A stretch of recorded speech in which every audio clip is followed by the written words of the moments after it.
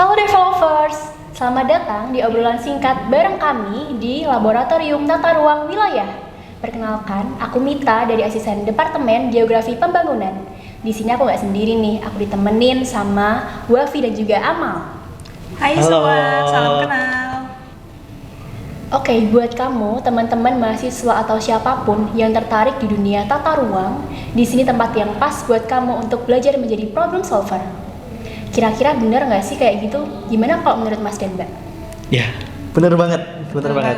Jadi memang laboratorium tata ruang ini yang bikin seru adalah semua kegiatannya, terutama praktikum nih, dirancang biar kita itu nggak cuma paham tentang teori aja, tapi gimana aplikasinya buat bisa mengatasi masalah-masalah tentang tata ruang, kewilayahan, ataupun tentang lahan, kayak gitu. Menarik banget ya. Kalau ngomongin tentang laboratoriumnya sendiri nih, apa sih yang membuat lab TRW ini unik dan juga strategis?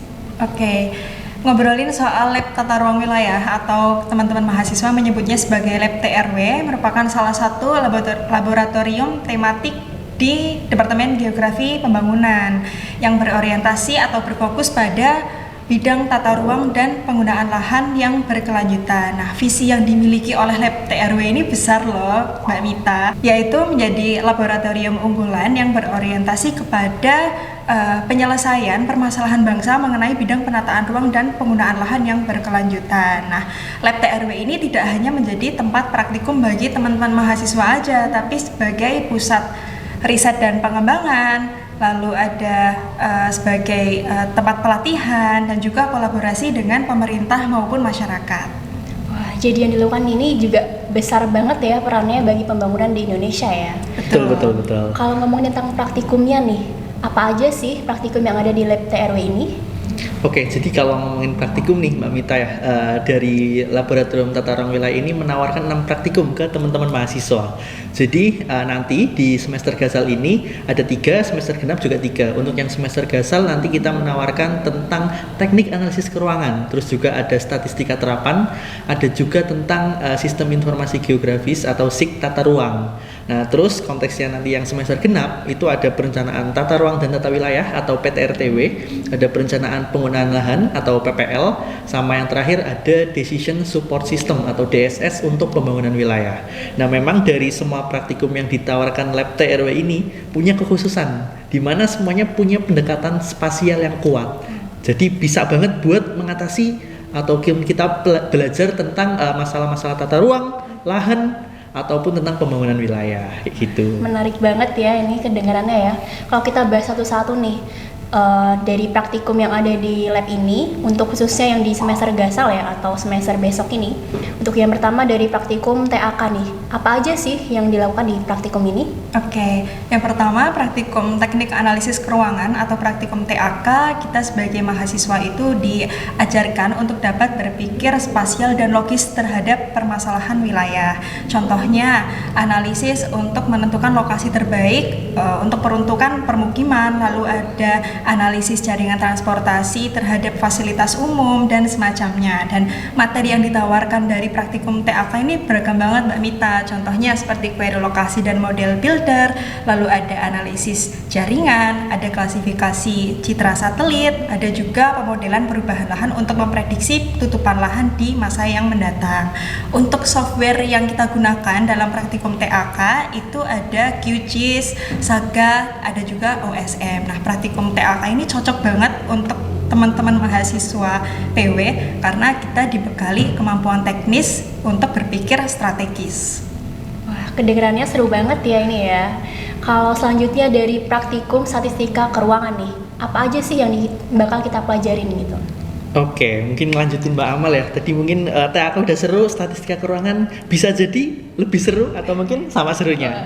Jadi kalau ngomongin statistika keuangan ini membantu kita ya memahami fenomena yang tersebar di ruang. Maksudnya apa? Kita itu nggak cuma paham tentang angkanya aja, tapi juga makna spasialnya. Misalkan nih Mbak Mita, kayak kita belajar tentang kenapa sih angka kemiskinan ataupun mungkin kayak kejadian kejahatan itu terjadi terpusat atau memiliki pola mengelompok dan seterusnya. Itu bisa kita pelajari di statistika keuangan. Karena nanti teman-teman mahasiswa ketika mengikuti praktikum statistika keuangan akan belajar tentang analisis pola spasial. Nanti bisa belajar pakai analisis Nair-Snagbor atau juga nanti pakai kernel density estimation. Terus nanti ada juga belajar tentang analisis autokorelasi spasial. Nanti analisnya bisa pakai Moran's-E, dan juga ada juga Jettis or G-star. Terus sampai yang terakhir nih ada belajar tentang regresi spasial. Jadi teman-teman mahasiswa itu belajar tentang suatu fenomena apa sih yang mempengaruhinya dan seberapa besar sih pengaruhnya. Nah kayak gitu, menarik kan? Nanti terusnya juga kita belajar pakai QGIS, Geoda sampai Flexstats. Nah, jadi praktikum ini cocok banget untuk teman-teman yang pengen belajar ataupun pengen riset yang kuat nih tentang gimana caranya menciptakan data driven untuk decision nantinya. Menarik banget ya, berarti bisa membantu mahasiswa tentunya untuk memahami nggak cuma tentang angka tapi juga tentang spasialnya gitu. Betul. Oke, kalau selanjutnya dari praktikum SIG tata ruang ya. Yeah. Nah, itu kedengarannya menarik banget nih. Dan kayaknya baru ya ini ya. Betul banget Mbak Mita. Nah, ini kita belajar tentang apa sih besok? Oke, jadi untuk praktikum baru di semester Gasal besok ini yaitu praktikum SIG tata ruang, kita sebagai mahasiswa PW itu diajarkan untuk dapat menerjemahkan data spasial ke dalam kebijakan atau rencana tata ruang. Misalnya untuk menentukan jalur evakuasi bencana, lalu juga ada analisis jaringan listrik, ada juga diajarkan cara mengevaluasi pola ruang dari rencana tata ruang wilayah. Nah, materi yang ditawarkan dalam praktikum baru SIG tata ruang ini mencakup aksesibilitas dan jaringan infrastruktur.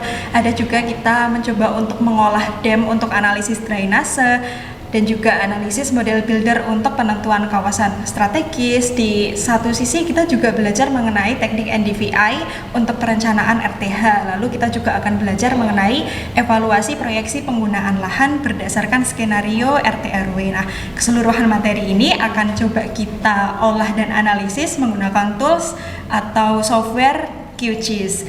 Nah, praktikum SIG tata ruang ini menjadi menarik banget gitu, karena kita menempatkan diri sebagai cara pikir seorang planner yang tidak hanya berpikir mengenai hal teknis saja, tetapi hal yang mencakup strategi dan juga hal yang membutuhkan analisis yang lebih terintegrasi. Seperti itu Mbak Mita. Wah, menarik banget ya ini ya untuk praktikumnya sendiri. Oke, berarti 3 praktikum dan tentunya itu nggak cuma belajar tentang softwarenya aja ya, tapi juga untuk membentuk pola pikir para mahasiswa untuk bisa berpikir lebih sistematis, logis dan juga solutif ya tentunya untuk tata ruang ya. Betul. Ya. Jadi memang pada intinya adalah Lab TRW ini jadi tempat ataupun fondasi yang cocok banget buat teman-teman yang nantinya mungkin pengen berkarir di pemerintahan, NGO, konsultan, atau bahkan pengen riset-riset lanjutan nih tentang tata ruang wilayah, begitu. Paket lengkap ya. Betul. Menarik banget pokoknya ya. Oke, terima kasih teman-teman udah dengerin obrolan singkat kita di Lab TRW ini. Jangan lupa untuk share ke teman-teman semuanya dan jangan lupa untuk follow Instagram @pw_UGM di bawah ini ya untuk tahu seputar info-info akademik lainnya. Terima kasih dan sampai jumpa.